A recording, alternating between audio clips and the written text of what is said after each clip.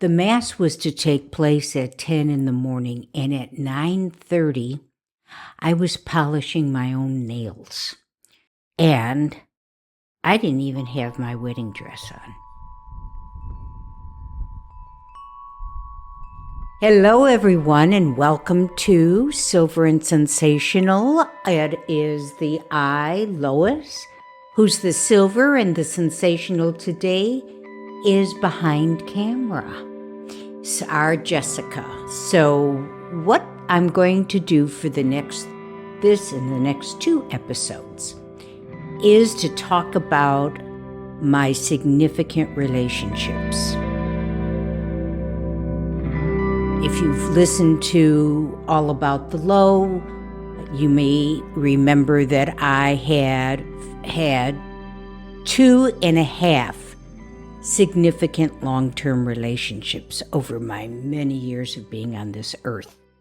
So let's take a walk down memory lane for me, and I wish they were rosier than what I'm about to tell you, but let's do it. So I'm going to go all the way back, and frankly, on May 27th, it would have been my 57th wedding anniversary to husband number 1. So let's talk about him.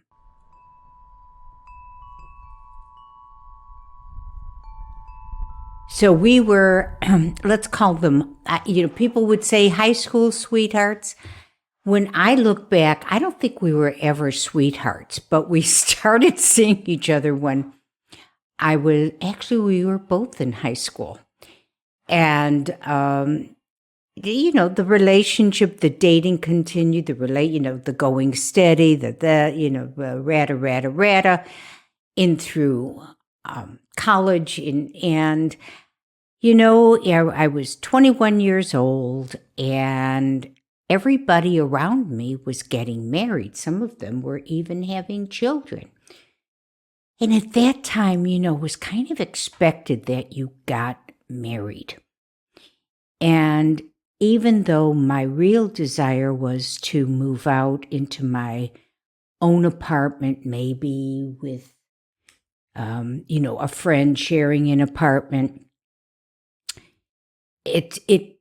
my home life was so difficult that, my mother went absolutely crazy at the very thought of that. And frankly, for those of you who don't know, I will tell you, I was raised by a narcissistic mother, and believe me, this is just not current jargon. She was the real deal, except didn't know it back then. Just only knew she was my mother, and this is how she treated me. So she really, and when I think back, she really forced this marriage on me by making every other alternative, either for me to believe it was impossible, or she would make my life so difficult it just wouldn't have been worth it.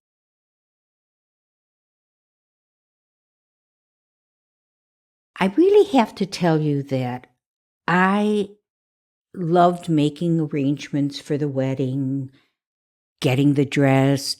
I designed my bridesmaids' dresses, had them made. I designed the floral arrangements. I designed their bouquets, my bouquet. And of course, Lois, being the creative, always loves the designing and the creation of things. And then I was getting married in a Catholic church, and so the rehearsal at the church was the night before, and it happened to be the same night that my husband-to-be was taking finals. So he was going to miss the rehearsal, but he was to come to the rehearsal dinner, which I have to tell you, he never showed up. Ever. And the rehearsal dinner was at his uncle's restaurant. And so I recall I had a little Volkswagen Bug. And I recall leaving and getting into the car. My brother gets into the car with me, and I say, I don't want to do this. And he said, oh, you just got the last minute jitters. I said, no, you know what? I don't want to do this. I mean, this guy doesn't show up. I just don't want to do this. And he convinced me it was last minute jitters. Well, I should have known the next morning. The mass was to take place at 10 in the morning, and at 9:30, I was polishing my own nails. My uncle had come to pick up the bridesmaids. My mother had left for the church, and there was my father and me, and I didn't even have my wedding dress on. I remember walking down the aisle saying, this is a mistake, this is a mistake, this is a mistake. And I went through with the wedding and went on a honeymoon. It's, settled into the apartment. And really, I have to tell you, I wish I could tell you that it all changed once I married him, but it didn't. It was really a loveless, loveless marriage. And neither one of us should have been married. And with him, it reached a point where he would even hit me. And I don't know what to say, except my life was really my working. And so I could work 12 hours a day, and it still wouldn't be enough because I just plain didn't want to go home. And I wish I could tell you more, but, life being what it is, we tend to not remember the bad stuff so much. And so I was married to him for 7 years in total. But in the 6th year, my father, for the second time, and this time had terminal cancer, pancreatic cancer. And I just will tell you that it was for me so devastating that all I could concentrate on was my father and the fact that I needed to be strong for him. I needed to stay married for him so he could leave this earth thinking that, or knowing that his daughter was married and supposedly taken care of. It was really more the opposite. I took care of him, put him through school, and the whole thing was just not nice. So I'll tell you a little story.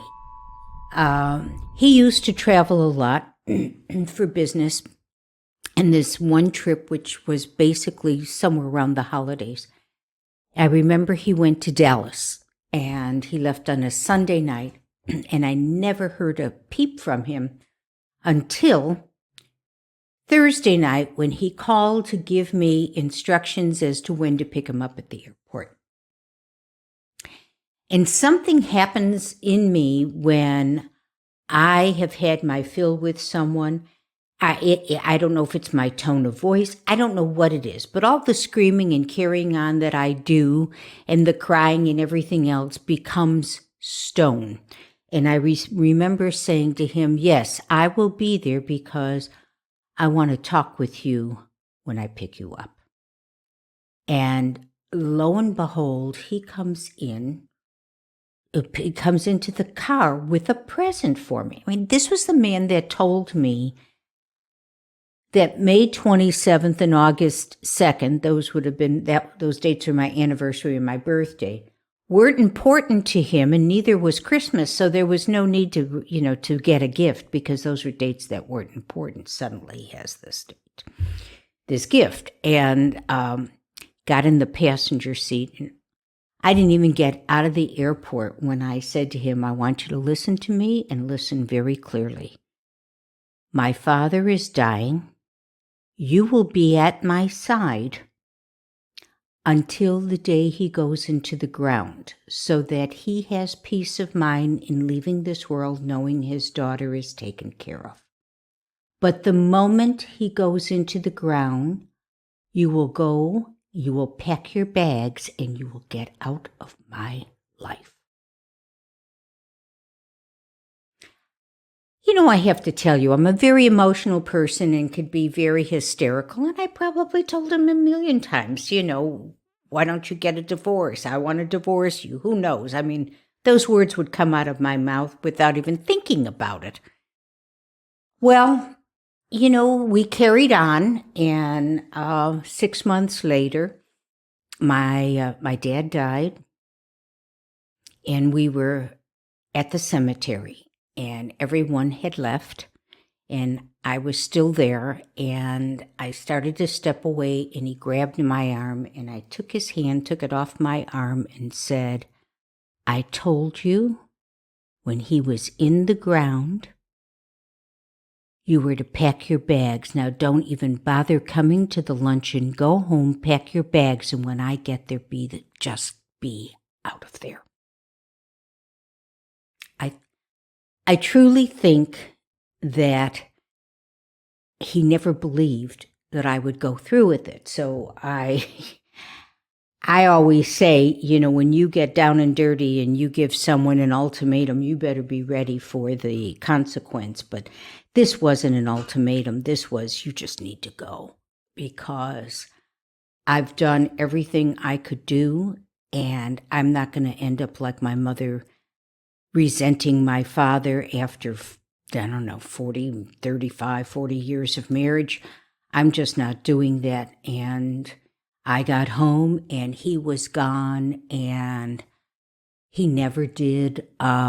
He just never sent a check, didn't do a thing.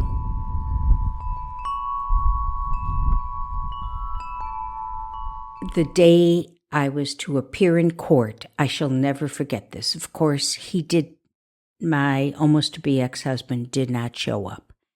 And I got up in the witness box, and whatever I was asked, I said, but you know what? The judge was reading a paperback. He was reading a paperback. And as I thought about it, I said, Jesus Christ, my life is being torn apart, and this guy's reading a paperback. And it was, welcome to the world, Lois. No one gives a shit about what's going on in your life except you. So I will say I got home, and I fell apart, and I didn't show up for work. And one of the fellows I worked with, his parents were so kind to me. They were just wonderful. So after 3 days of not showing up for work and not answering the phone, they appeared at my door and stood at the bottom of the staircase and said, if you don't get in the shower and get dressed and come to dinner with us, I'm going to put you in the shower myself. So I kind of snapped out of it, got kind of in the scheme of things, then did crazy things like picked up and moved to another state and, was all over the place. And I think it was maybe 6 months later, I moved back to Chicago. Again, I was just without any footing, And I had no car. And so I said, I better get back in the automobile business. Well, I got a phone call from someone, actually an accountant, who I remember his saying, I hear you're sitting on your ass and I've got a job for you. And then I got back into the swing of things, and little by little, he would call, always just so devastated, blah, blah, blah. And, I was so over it, it didn't make a difference. It didn't make a difference. But I'll tell you, it was, I remember the divorce attorney saying to me, well, statistically, you will be married again within 3 years. Now, mind you, at this time, I'm not, I'm in my late 20s. So I guess that's statistically at that time, that's what would have happened. But I did spend, a lot of time with friends and really did very, very well on my own, liked being on my own. And I just realized that, I just never wanted to be in another abusive relationship. I will give you a clue that in my next episode, I will be talking about meeting my second husband. And you will come to realize that I have chosen every significant person in my life to be a narcissist. They just came in different clothing. And so I will move on from here, let you know that next week, my husband actually my longest term husband,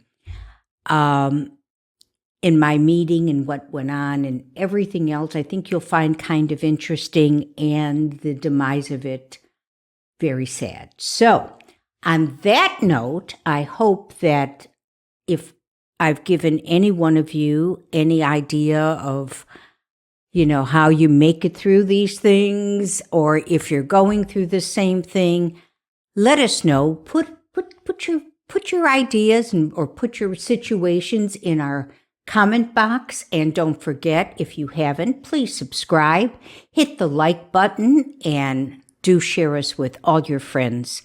And in the meantime, we will check in with you next week when we drop on Friday, and it will be the continuation of my relationships. So everyone, be well, and thank you again for tuning in, and I look forward to being with you again next week. Bye now.